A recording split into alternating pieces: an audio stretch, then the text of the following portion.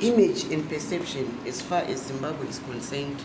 We also have to diversify globally, and all the other contributions which have been said earlier on, I think they're also very important. However, first and foremost, what we have experienced as the new board members in this term of office, we can see that the professionalism, quality, and effectiveness, as alluded to Mr. Mando, I think he is taking us on a very bad note. So code of conduct for journalists is very important, which should find its place somewhere, somehow, in this constitution, because we need something which is called etiquette, grooming, and deportment for these people. Because, you know, they are marketing Zimbabwe, they are teaching the young generation, and the way they are dressing sometimes is pathetic.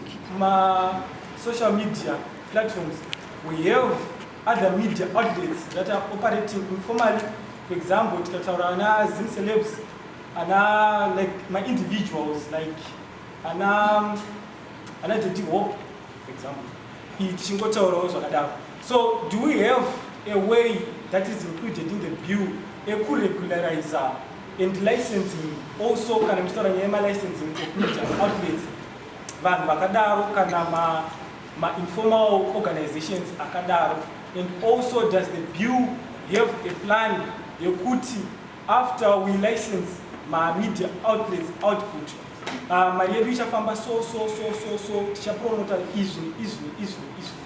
So those are two good trial the first thing really was that this bill was old, the Broadcasting Services Bill was old, and the country is moving and the world is moving to technological advancement.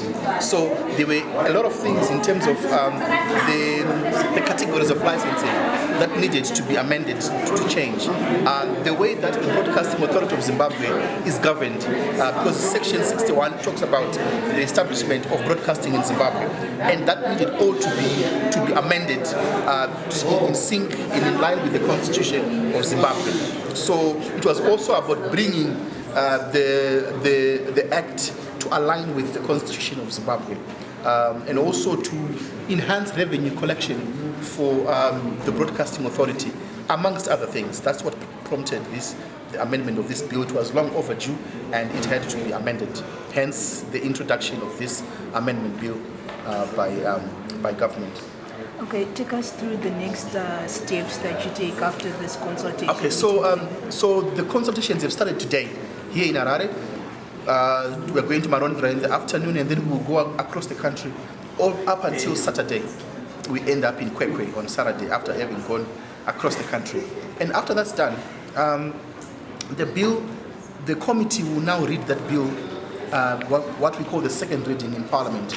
So we will read it in Parliament, the report on what the citizens were saying, and all members of Parliament will then be free to also voice their bill, their voices, because they are the lawmakers. They will also get a chance to debate on this bill. After it has been debated, the minister is then mandated to go and amend the bill from its current state upon hearing the views of the public and also the views of the members of Parliament. When the minister then amends this bill, it now goes to what we call the committee stage. The committee stage is when we now go through this bill clause by clause. Every member of Parliament is then free to add their views pertaining that clause. Once we have all agreed, and it's done by consensus, once we have agreed all the clauses, then the bill will be read for the third time.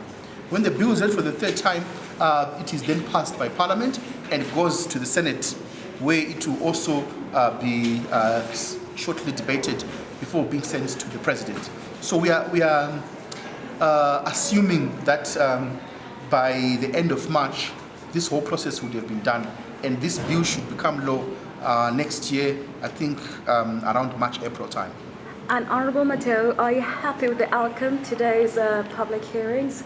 And what more have you done to put in place to ensure that the rest of the country is aware of the other public hearings that will be happening around the country? I was very pleased with the attendance. I think it was a full house. We have advertised everywhere where this bill is going, and we are hoping, one can only hope, we are hoping that the citizens will turn up the same way they did today, to come and add their voice so that we can see how best to amend this bill in its form. I mean, like someone said, it's not just about Harare and Bulawayo, it's about everybody else. That's why we're taking this bill everywhere. And to some of the places where the airwaves are don't have the same frequency, we're also going there so that those people also have a voice in how they want this bill to go.